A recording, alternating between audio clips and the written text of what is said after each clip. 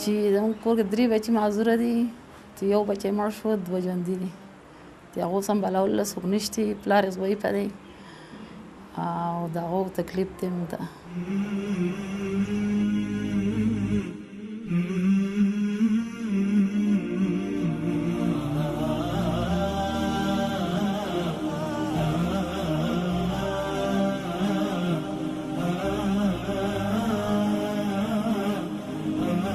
کور کې غریبي ده، پریشاني، غریبي ډېره زیاته ده، کار کولو څوک نشته، د سم جات کې نشته، ځوان نشته، سرمن نور څوک نشته.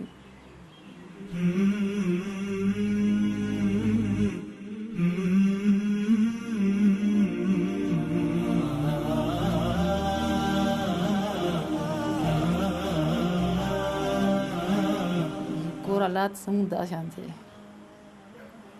پلار دی صفا ضعیفه، کار اوقات والا نه دی.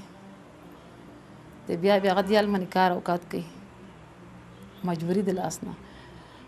چې کور کې یاد کړي یو جنۍ ده، هغې واده مسله وي ده، لوستلو مسله وي ده، د واده وي ده، چې هغې سم ورور وي نشته، پلار وي داسې سم دغه کار اوقات والا نه دی. چې بس کور حالات لکه زموږ ډېر غریبي حالات دی.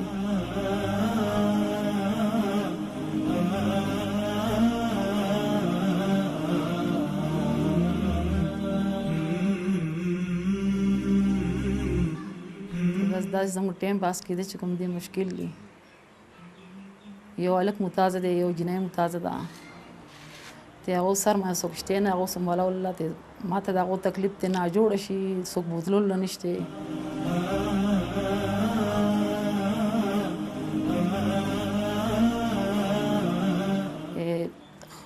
خرچه د کول شي، پیدا کول شي، هغه نشته. پلار چې کومه کار کوي هغه خرچه د هغو پوره کېږي نه، کله ناجوړه وي، کله صحیح، کله صحیح.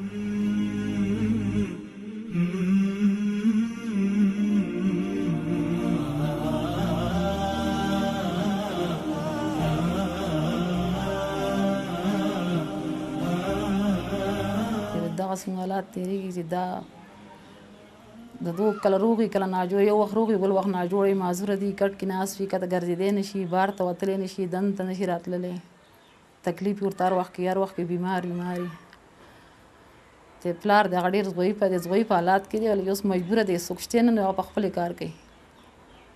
کار بیا خاص کار نه شي، ګزاره هم د چوکیداري کار دی چې هغې کې هغه څه پوره کېږي نه، د کور خرچه نه پوره کېږي نه، د دوی پیسې پوره کېږي. چې بچي دي هغه معذوره دي، نور مدد کول ولا څوک نشته.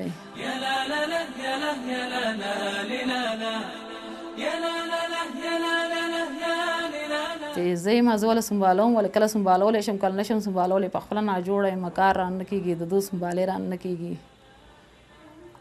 ناجوړه یم هر وخت کې، په خپله هم ناجوړه یم، جات کې مې هم ناجوړه دي، یو معذوره دي، یو بیمار هر وخت کې، هر وخت کې پریشاني. پلار دی هغه قرضدار دی، جات کو هغه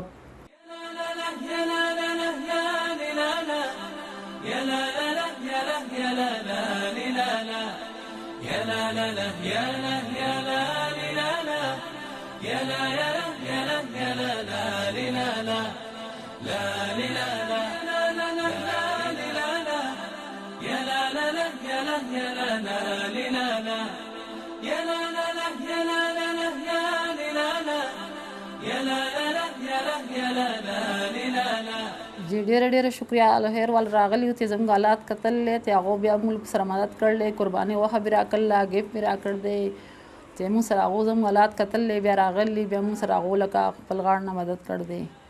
چې ډېر مجبورو غریبانانو بیا ستاسو ډېره شکریه.